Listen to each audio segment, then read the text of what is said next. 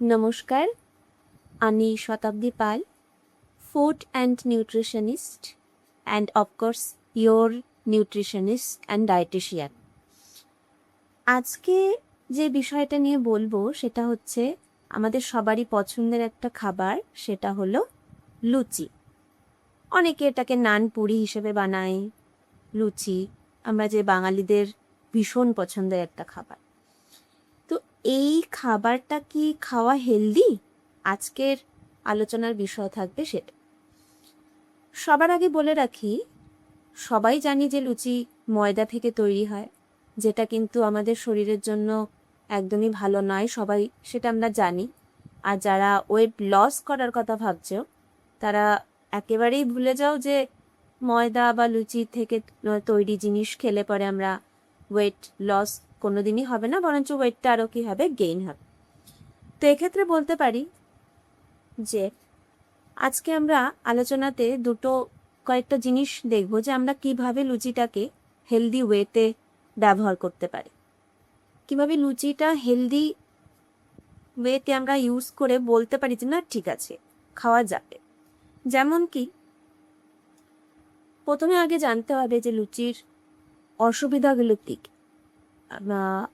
লুচিটা খেলে বেশি পরিমাণে যারা লুচি খাচ্ছে, একটা বা দুটো তার বেশি যদি খাওয়া হয়, তো দেখা যায় কি যে এতে প্রচুর মাত্রায় ক্যালোরিজ থাকছে, প্রচুর মাত্রায় কি হচ্ছে, ক্যালোরিজ থাকছে।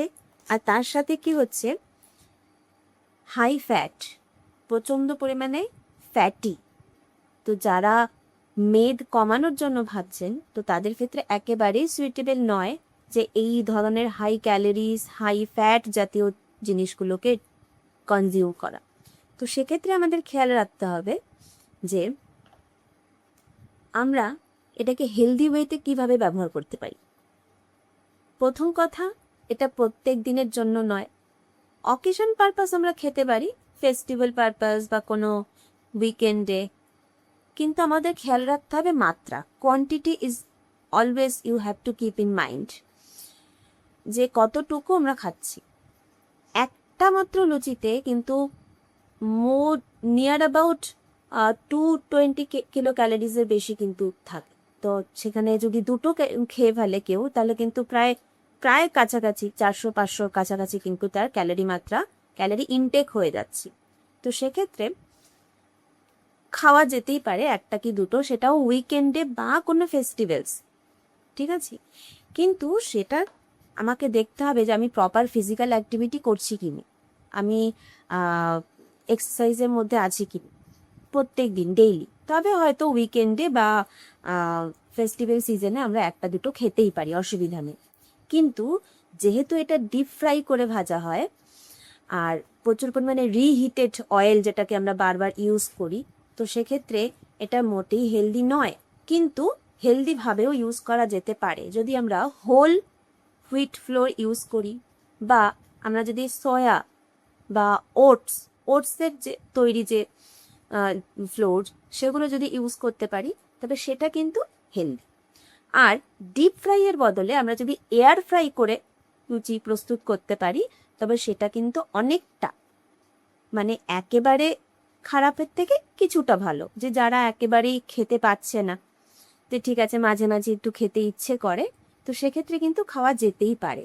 তবে সেটা অবশ্যই মনে রাখতে হবে, যেটা যেন রোজ রোজ জলখাবারের মধ্যে না হয়। সেটা আমি উইকেন্ডে খেতে পারি, বা কোনো ফেস্টিভ্যালসে বা কোনো অকেশন পারপাস আমরা কিন্তু নিতেই পারি, ঠিক আছে। তো সবসময় আমাদের খেয়াল রাখতে হবে যে লুচি, যেটা আমরা অনেক সময় ভাবি যে হেলদি ওয়েতে ভীষণ খেতে ইচ্ছে করছে, উইকেন্ডসগুলোতে ভীষণ আমাদের ক্রেভিংস হয়, হ্যাঁ, যে কিভাবে খাবো। তো এই কিছু কিছু পদ্ধতি মেনে চললে খাওয়া যেতে পারে।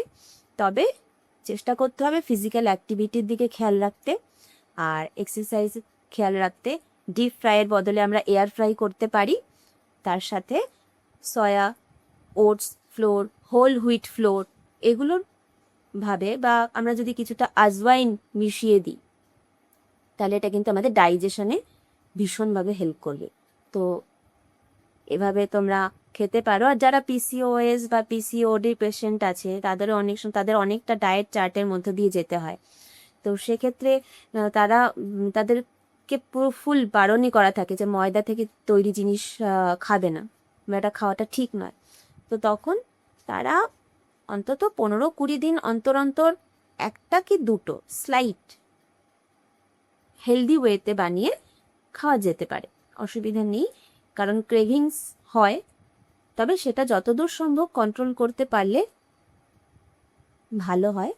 তো নিশ্চিত থাকুন যে লুচি খাওয়াটা হেলদি নয়, আবার হেলদি ওয়েতে এটাকে মাঝে মাঝে ইউজ করা যেতেই পারে, মাঝে মাঝে আমরা খেতে পারি, তবে সেটা যেন খুব লিমিটেড পরিমাণে হয়।